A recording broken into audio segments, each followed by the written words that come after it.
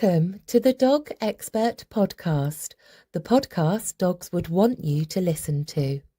Powered by canineprinciples.com, helping passionate dog people go from feeling unsure and overwhelmed to confident, compassionate and science savvy through a rich library of online courses and formal qualifications.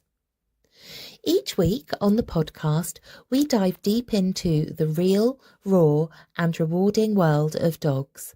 This isn't about obedience. This is about understanding. Because dogs aren't problems to solve. They're free-thinking, sentient beings to connect with.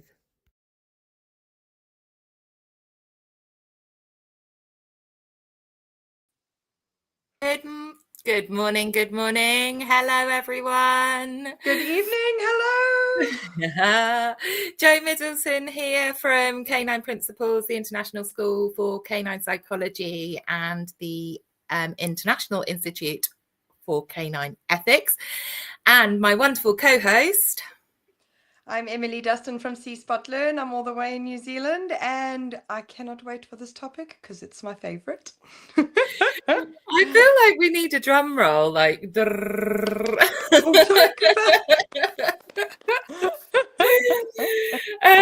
because we have another of Emily's favourite topics this week. Now, my internet has been shocking, and for the last few weeks, about 2 weeks now, my mobile signal has been non-existent here. So I actually had to cancel my last call. I was supposed to be doing a webinar at 8 a.m. and I had to cancel it because it literally just keeps dropping out. So if I disappear during this podcast, I'm very sorry. We'll just Emily, keep it going. Yeah, Emily's going to hold the fort. So we have another of Emily's favorite topics this week, and we have a fantastic guest. We are really honored to be joined by this amazing human. So we are joined by Sparky Smith. Sparky is a canine psychologist and systems expert whose research and teaching show how dog behaviour is the visible edge of larger systems, and how understanding those systems that are underlying beneath the behaviour really helps caregivers and pet professionals to create lasting change. So what do you make of that then, Emily? Oh my goodness, I can't wait. This is just right up my alley. Because it is emotion systems, brain, everything. It's because it's all connected. But you know, if it's not a medical, or physiological issue, most behaviors stem from emotion. So when you deal with the emotion, you find that the behavior naturally resolves itself. So Sparky describes herself as sitting in loops, which I love because she says on her bio about from a honking horn to the moment a dog exhales, she kind of follows what connects rather than what is actually visible to the naked human eye. And she's actually spent 30 years. She spent 30 years working with behaviour across complex systems, but I think we're going to have to ask her what face cream she uses because she doesn't look old enough at all. So without further ado, let's bring Sparky on and ask her about her face cream. What a wonderful introduction. Thank you. Now, you are an old friend of the International School for Canine Psychology, aren't you? Yeah, I'm a graduate from there, and it's my first recommendation when people say, okay, how do I get into the dog's emotional side, the psychology of the dog? And I say the first thing you need to do is go get some education, and the best place to go is the ISCP. To me, it was foundational for me, and really changed me. So as a person and as somebody who cares for a dog and becomes a support human for many of the dogs that we end up having, right? I love that. So what face cream do you use? That's hilarious. Share Share it with us all. It's a lovely thing. You're going to make me walk so tall today. So can you tell us a bit more about how you came to think as behaviour as a system rather than sort of how everyone else? It was a fascinating. I was very fortunate to be given in my corporate career the opportunity to learn through the University of San Diego and the systems thinking. And that's a science. It's a system sciences that have multiple streams, systems thinking being one of them. And so I was trained in it as I was trying to work through how to move hundreds of thousands of people through change, to change their behaviors, to change how they function, to change how they saw their goals. So it was amazing to see the interconnections, and it was described to me. You know the Russian doll sets? Yes. I'm sorry, I can't remember the name, but they go down. Well, that's essentially systems thinking. So when we think about even ourselves, right? And we think about what's inside of ourselves and we think about all our organs and everything. It was really easily described. It's like, imagine going to a doctor and explaining that your whole system hurts. And the doctor just looks at your pinky finger and says, yes. Oh, well, it looks fine, right? So that's systems. It's about looking at everything. And so and I have to tell you that most people that I have met where I get into these really engaging conversations are intuitively systems thinker. Like Emily, what you just said in the introduction, it was like natural systems thinker. So some of it comes very naturally, and some of it with training just blows your mind. It's like all of a sudden discovering that we have a metaverse as opposed to a universe. It's like, especially with dogs who are just, the greatest creatures on this earth, let's face it. And when we stop and think about the human and dog connection, and we're really looking at, it's very much like looking at another universe, right? So we've got two universes, ours, which is Earth and everything spinning around it. And then somewhere out there, we have other universes, and we're trying to combine them together and understand them. So of course it's complex. And of course we're not always getting it right. We're doing the best we can with what we see. Yeah. So and only with what we know. If we can understand the systems, that surround the dog, that surround us, then we're able to see the behaviors emerging from something deeper than just bad behavior, Yeah. Oh, that's just through and through, because humans can only communicate and understand in human, and you're working with a completely separate species. So it's helping the individuals move their human lens and see it from the different universe, from the different perspective. Because at the end of the day, as I did mention, most behaviors do stem from emotion. And that is all involuntary responses, and that's your system. Those are how your receptors hear, smell, see, and how your amygdala and your hippocampus and your axis all work together in your nervous system. And those are involuntary. There's nothing you can do about it. You can shape a behavior, but that also takes time to strengthen the new neural pathways that you're trying to create. But it is a whole system that just takes time. But it's just, again, I know, but it is one of my favorite topics, and I just find this fascinating. I just love it so much. It's about dealing. I like to say this. It's about let's shift from symptoms and let's shift the systems, right? Yes. Because then we're starting to see the behavior that emerges from systems, not looking at one thing, but multiple things. So if we see a dog barking, it's not enough to shut down that barking. You're going to miss so many other things, including the fact that the dog might have some challenges, not just I draw the line at dealing with pain. Pain should always be checked. Always. As a matter of fact, I like to have it checked first. Let's just make sure it's not pain. Yep.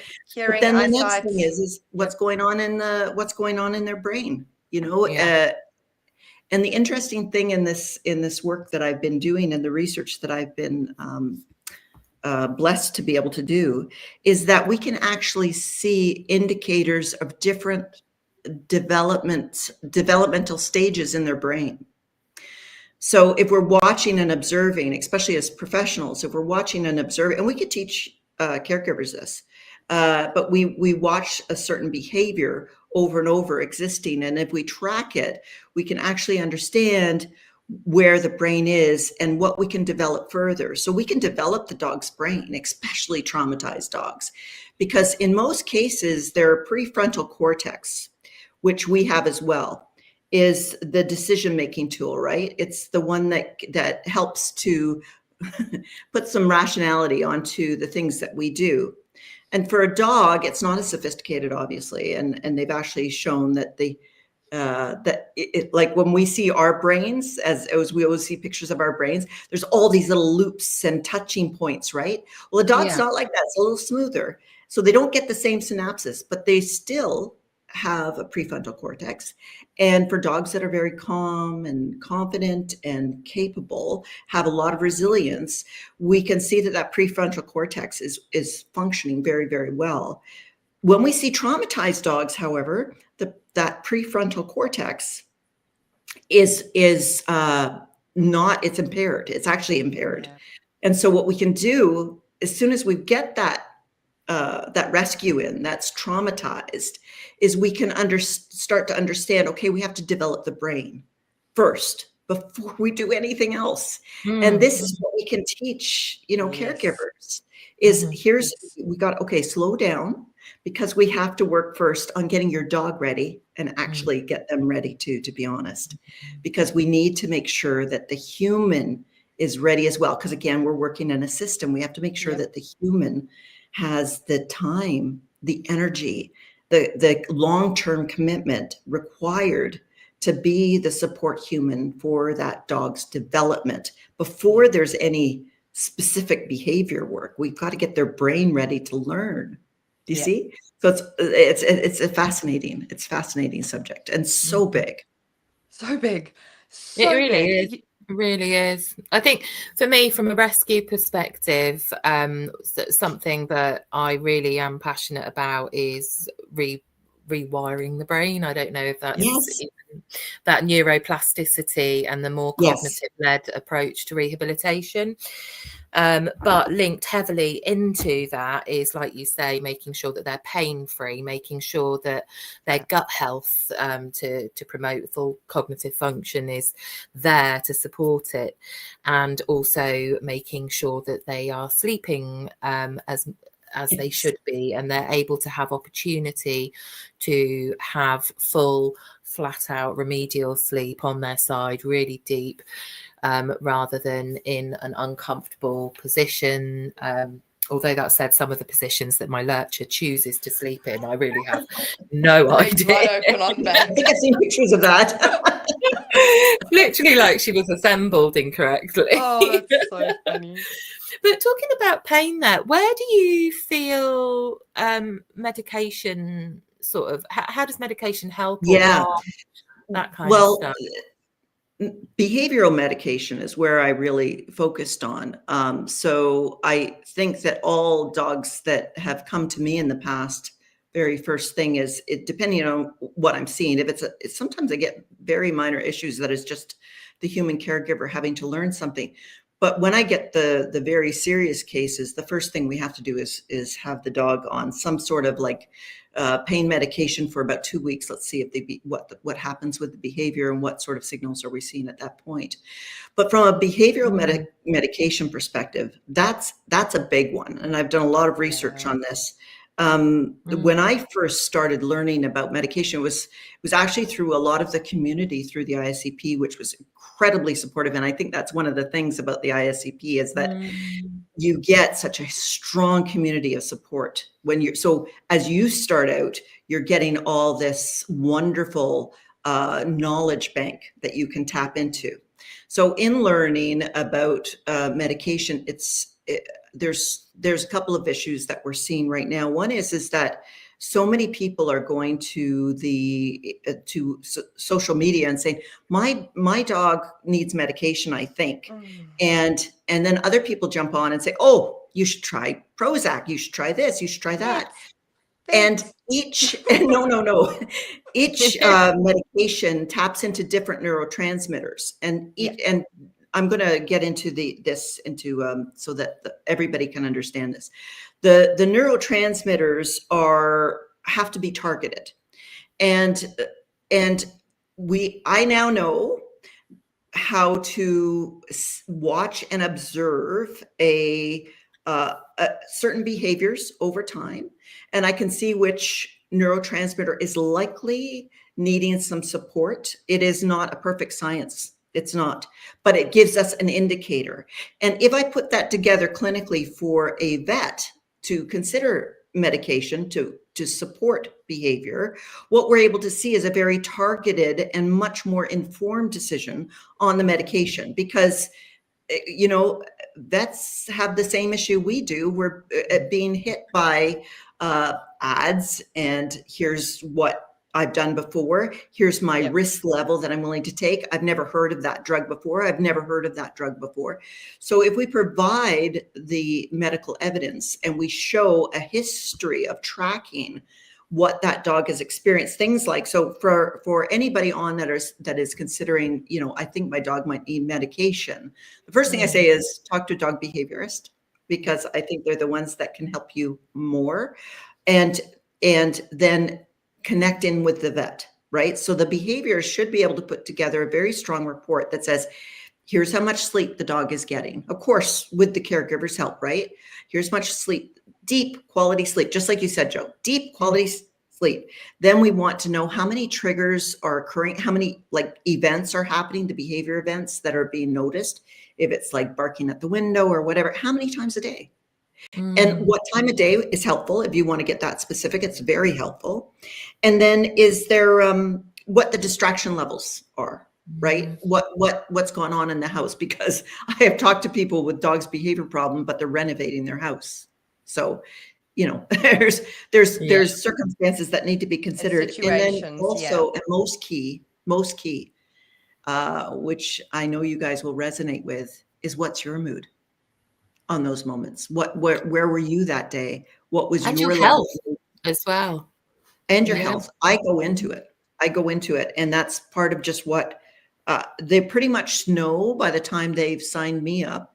And I recommend this to everybody, is to let them know what to expect, what a caregiver can expect of you, that you will ask these questions. Do you have a big life event coming up? Do you have anybody in the house that has any sort of mental illness that you're taking care of? Is there any sort of, you need to know what the environment is and where those things are. We used to call it environmental scanning in business, and it's about scanning the environment from a full systems perspective to see what's going on. So when we're looking at medication, we want to provide about 3 weeks of that tracking, put it into the vet and say, I would like behavior support.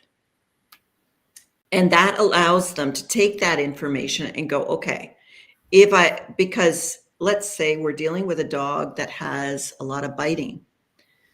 The Prozac that everybody talks about can actually make the dog worse. Yep. So we don't want to do that. So we really need to think carefully. When people start talking medication, we need to make sure they understand, are they ready to manage medication? Because it doesn't stop just at tracking that and saying, yes, here's my pill, right? It doesn't stop there. You have to also track, is it working? So you have to use those same indicators to track, okay, so now how's the sleep? Now or how the events? Now or how, we have to make sure that the behavior. recovery is it, right? It's 100%, because it doesn't just end with the medication, and it's not a quick fix or a magic wand. It's a teammate in a journey of behavior modification, because you can't have one without the other. The medication's goal is to reduce the intensity of the emotional response, That's right. not stop it. The dog is still going to feel its feelings. You just might be able to work better, but you have to also, in that, not put your dog in a position to fail where they can rehearse the behavior. You've got to set your dog up to succeed, that they're stable enough. If you're working with triggers, bite histories are complex because, again, it can be a learned or reinforced behavior because, well, I bite, you left me, so biting really works because growling didn't work and that got me into trouble. And again, these are all learned, rehearsed, and associative learning responses. Right. But medication with the behavior modification, those work together, but you've got to have that environmental management, that setup that sets everybody up for success at the same time, or otherwise it's not going to work because the stress suppresses and the stress inhibits learning. And no individual, no species can process information when you're stressed because you're in survival mode. Exactly. Exactly. So sorry. Sorry, go ahead, Joe. I was just going to say, while we've been talking, I've been on my phone sharing this in a few different groups because I think it's so important that people understand where you're coming from with this, Sparky, and about looking at the systems rather than the behavioural symptoms and making sure that they're looking at things from a more holistic approach. With regards to a pet parent, what is their role as a caregiver, and what kind of would you say is the most important lever for change? Well, that's a great question. So a caregiver who takes on a dog that has emotional issues has to have the time and the energy to support that dog. Otherwise, it's just cruelty. It's attaching yourself to another sentient being that needs you and then giving up on them.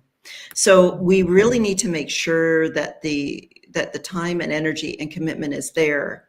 And I think that when I was working with clients on a regular basis, we had an agreement that, and I push people to put these agreements in place that simply say, you will have to spend for the next, and my programs are 12 weeks, you'll have to spend 1 hour a day on top of daily exercise to work with your dog. And to work with your dog in a way that is compassionate and often will not necessarily seem like a direct connection to the issues that they're facing. Because we're building up the rapport and the relationship, and that's agreed to right up front. So I think for caregivers, they have to recognize also that when they hire a dog behaviors, they are not taking on a prescription of what to do. They are collaborators and co-creators. If something doesn't work, they don't take a back seat and say, okay, this person isn't doing the work. No, it's about saying, this is not working for me. What can we do different? And I always say, take the power into your hands gently and tell the professional, this isn't working for me. What can we do different? And the core thing to put out there is, here are our goals, and to always have those shared goals right up front, right at the very start. These are our shared goals. We're going to get your dog to be better. We're going to see significant change in the behavior. We don't necessarily, especially with complex cases, we don't fix the behavior. We might show significant change in the behavior. And that's a huge shift, right? That is is like, huge, we're going to show significant change, and we're going to show you how to manage it for the rest of their lives. To improve everyone's quality of improve life. Everything around the dog and for you and your family, so that you're all one unit. So I think that's a big shift in how we see a caregiver. They are not just a customer. We don't go in one time. We are partners, and we make sure that we stay with them for as long as they feel confident to move on. And if we go through that screening process, and I say that gently, but we have to make sure we've got a client that is ready with the time, the energy, the commitment, to move forward, to collaborate and co-create with us, to make sure, because there's so much of this work that's creative, isn't it? We see things and we go, okay, well, we'll try it with the standard protocol that we've always seen. And when we see it doesn't work, it's not for us to go, and we don't go, oh, well, see ya, I'm out of here. Well. It's your fault, right? It's your fault. You didn't follow everything that I said. It's like, no, wait. And one of the challenges that I've been putting out there is maybe our job isn't just to provide instruction to a caregiver. Maybe our job is to make sure that they walk to a door and open it, following instructions all the way through, but past the door so that they can do it for life. And if we change that baseline, we can really get there, right? There's so much that you've said that I just love so much, and it resonates with me, because a job as a behaviorist is not to go, this is your problem, this is what's going on, you need to do this, tick the box, tick the box, tick the box, okay, you're done. This is a journey. Training is a journey. It's not perfect, and it's going to go up and down, but I'm with you every step of the way. The beginning is always the biggest challenge, because you're navigating this new thing. First of all, families or an owner has recognized that there is a problem, because it's so easy to get into the habit of these behaviors, right, and of these issues. And then something really big happens where they go, this isn't okay, this isn't normal, I can't do this anymore, and then they reach out. The last thing a human needs, or any person needs, is that they feel like they failed their dog, because the fact that they've reached out shows how much they love their dog, and they're trying to support their dog and their family and improve everyone's lives. Because any person can just go, I'm not dealing with this anymore, and drop the dog off somewhere. They don't. They choose to fight for their dog and work. And it is hard, and some do get overwhelmed. But again, as you're talking about systems, their system is overwhelmed, and people do the best that they can with what they have, and sometimes it is a lot. But the job as the behaviorist is to go, I see you, I hear where you're coming from. These are the situations that could have potentially influenced the behavior responses because of how your dog is either genetically made up, some receptors, or might be more heightened than others. You know, it just depends on how they are responding and whatever's happened in their system. But when you get a rescue dog, as you guys were mentioning earlier, you have no history. You have to work with the dog in front of you. So you work with what you see. And the dogs who are, the lack of behavior always concerns me more than actual behavior because of suppressed responses and learned helplessness.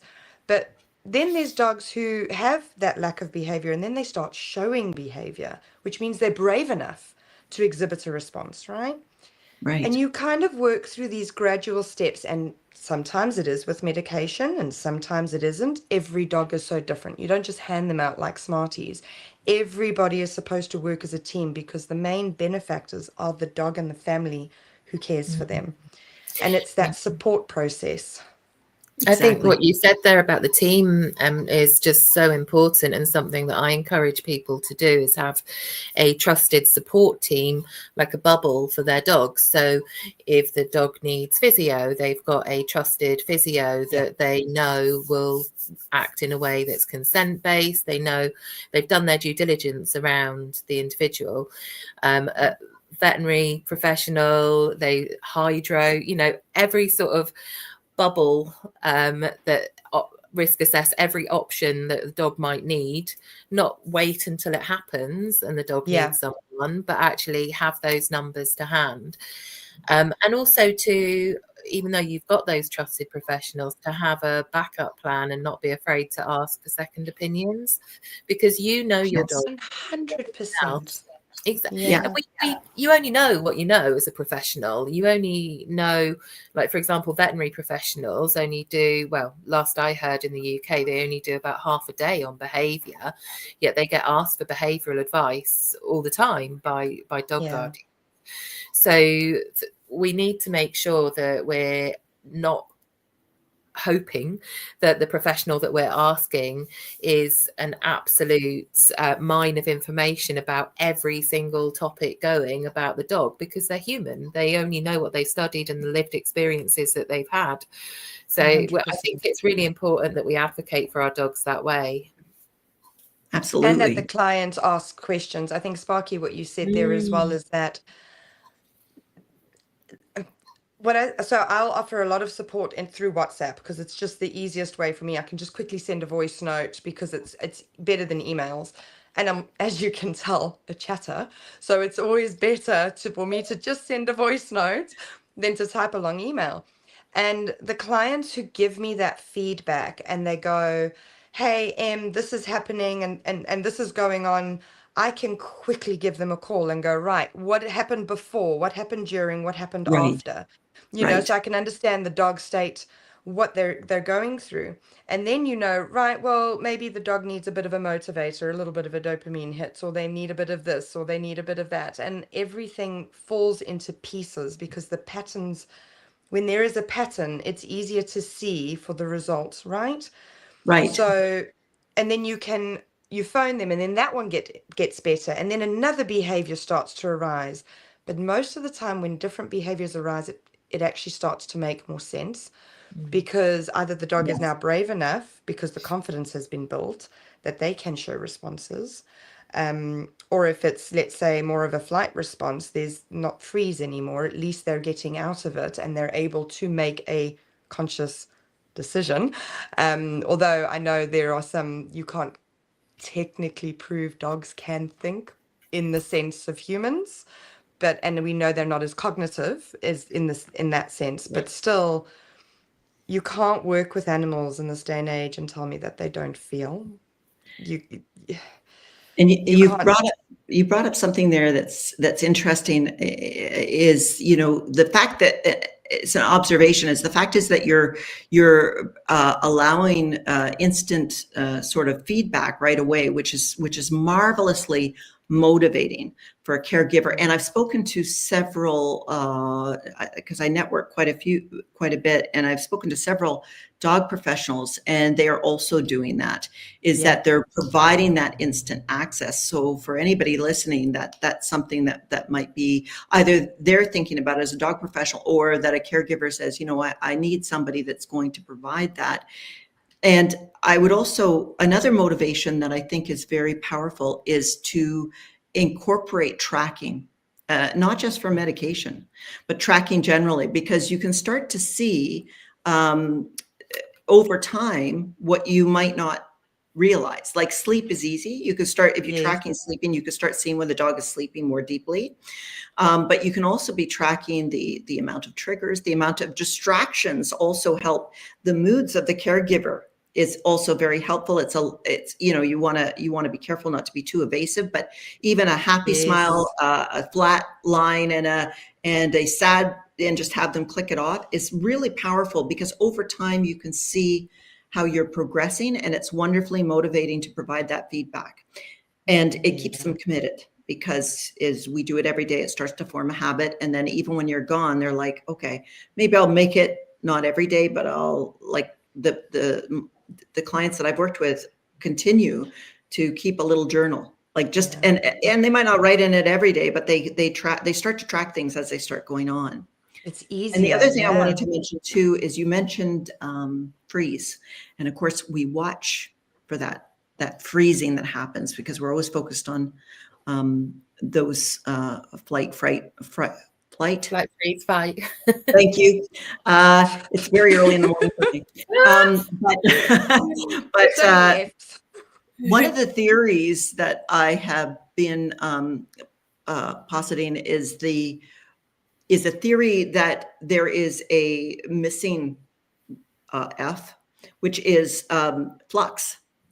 And that's the moment where you see the dog making a decision. And we started to see this when we were working on impulse control for dogs. And we started to see that the more we built up impulse control, which directly aligns again to the prefrontal cortex and its functioning, as soon as we saw that impulse control coming up, we saw the dog starting to not go from 0 to 100, which we hear all the time. My dog goes from 0 to 100, but going 0 to maybe thinking, and then maybe going, or if the right intervention, that pause. And so that pause, I think, is a state of flux. And I don't believe that anybody has tapped into it yet. The polyvagal theory has not.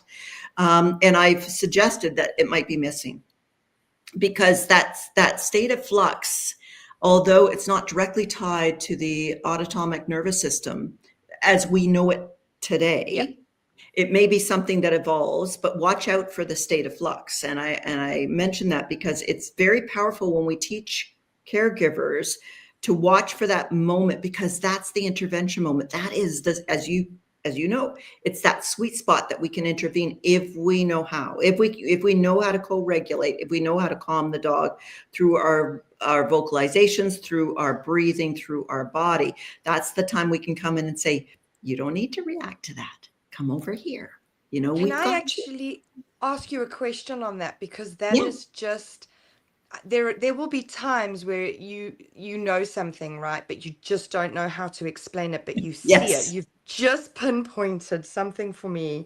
There is a difference between a freeze and that flux that you're talking about, because the freeze response is that involuntary, right? And like you're saying, the prefrontal cortex. With the flux, it's the and then it's a different motion, it's a different movement, it's a different timing, it's a different breath. Even the eyes with dilation is completely different. It is, and yes. It's something that is so, if you can pinpoint that particular moment and you can add something to create positive associations, your timing has to be so good with that. It does. You can really shift the system. Yes. That is just exactly, if I could explain that the way you've just explained that, that would make me very happy. Because that's exactly what it is between the freeze and the flux. It shows up though, you will be able to, and here's where you do it. As soon as you've developed some impulse control. So if you can't develop impulse control, you're probably going to have to look at medication. I say that straight up because it's a direct correlation to the impairment of the prefrontal cortex. It's the immediate effect, But when medication comes in and they're able to learn and they can get a little bit more of an impulse control, even a little bit, you're going to see that, and that's what you work on with the caregiver to watch. And the best way to do that, and that's the tracking, is to get them to videotape, because then you can grab it on the videotape. Say, see, right there, it was a microsecond, but we want to build on it. So if we can, and it wasn't there before, so it's a win. It was, and that's the tracking is so important, because you can go, yes, your dog went from 0 to 100. However, your dog is now going from 0 to 99. Which was better than what you had before. And I think because we've got such amazing technology at our fingertips now, you know, a phone isn't just for making phone calls and taking texts. I actually keep a WhatsApp chat between me, and I do videos on WhatsApp to myself. Because and G Drive, I mean, you can literally just upload things to a G Drive file. But I think because videos and analyzing and observing the dog through video 2 weeks ago compared to how the dog is now in the same scenario, although there are subjective things and external factors that could also be affecting, and the dog may sometimes go backwards a few steps for what appears no apparent reason to us, but to the dog there will be a reason. If we've got that sort of video log, we can actually see that improvement visually, and we can also see how our behavior is with the dog, because naturally when you're a caregiver who has a dog that is or has been reactive in the past, or struggles with separation issues, you naturally feel upset and you naturally might tense up, or it's just a reaction in your body, and the dog is picking up on that. So to be able to not just observe the dog, but observe yourself as well from a sort of detached perspective rather than being in the moment is so valuable. And that actually leads me to something that we're very passionate about, is the human-led canine paralanguage method. And by the way, everything that I talk about is open source. It's completely adoptable. It doesn't matter what methods you use, as long as you're not hurting the dog. It's completely adoptable. This is not something that I'm selling. This is just, I really want to make sure that people understand there's so much more to learn. And so the human-led canine paralanguage method is about looking at our entire bodies and understanding that it's not just our vocalizations, which is a tiny part. It's important, but it's small. And then looking at our facial expressions, where we stand to the dog, how we tense up, how we show our gestures, and I always recommend for many people is to use phrases. Don't use just a cue, use a phrase, because then the dog has more chance of picking up your mood. Funny thing, we had guest over on the weekend, and there was a crow, very loud crow up in the tree. And my dog, Sunshine, went and stood and looked up, and like everybody's watching her because she just stood and looked there. And so I looked up. I was kind of just beside her, and I looked up and I went, "Oh yeah, that's just a crow. It's no big deal. It's just a bird. We know birds, right?" I looked at her and she looked at me, and everybody broke out laughing. They said, "What the hell is that?" And so the point being is that you can establish a lot of learning opportunities by creating use everything that you have to lead that language and create your own language between you and your dog. So it's called human-led canine paralanguage method. And it's about using everything and teaching as professionals, teaching from top to bottom how to communicate with your dog for the caregivers to communicate with their dog better. Very, very powerful. Very, very powerful.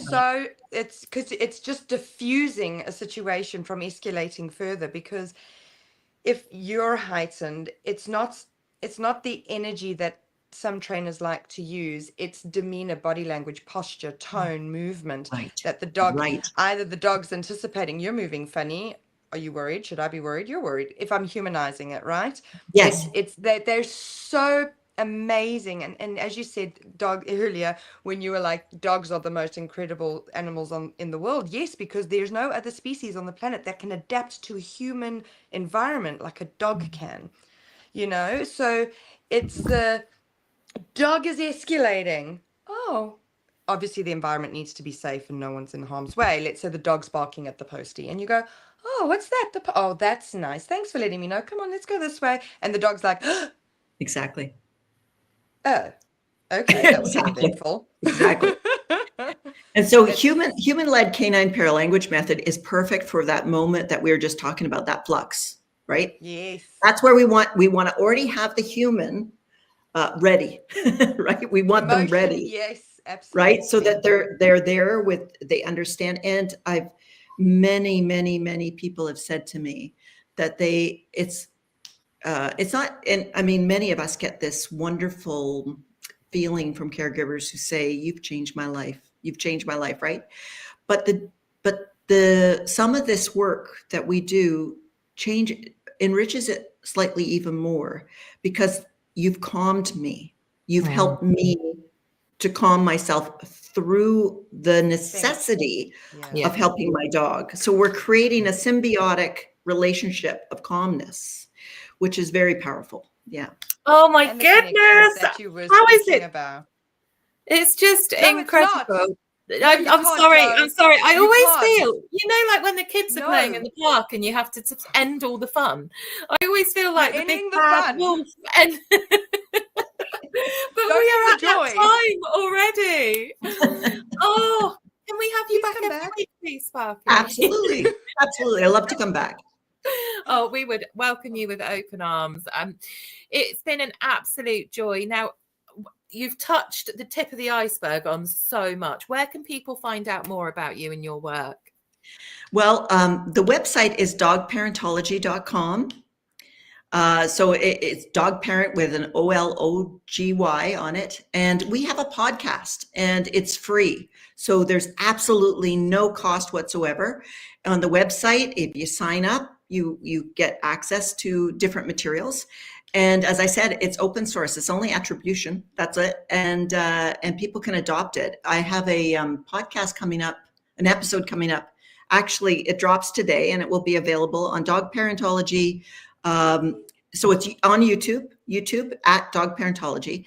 And that channel will cover actually a really cool tool called causal loop diagrams, which allows you to map out a case in loops. So that drops today. But there's tons of all sorts of stuff on this system science and the work that we do. Yeah. Oh my gosh, this has just been so good. That's the rest of my day sorted. You see why it's my favorite every week? Yeah. It's so good. Oh, well, on that note, I will say goodbye, Sparky, even though I really don't want to.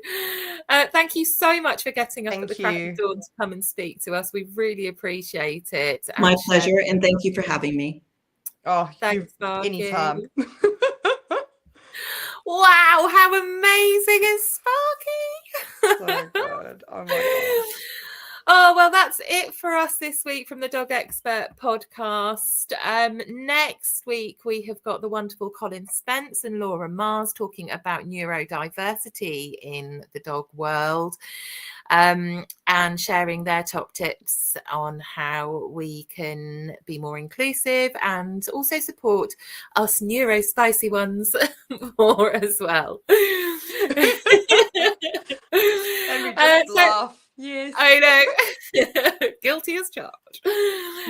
So we will see you all next week. Thanks, guys. Thanks, everyone. Bye. Thank you for listening to the Dog Expert podcast, the podcast dogs would want you to listen to. If you've enjoyed this episode, do come and let us know in our free Facebook group for dog lovers everywhere, Ethical Dog Training with Canine Principles. That way we can make more content like this that you'll love. We would love for you to leave a review on here and hit subscribe so that you never miss an episode.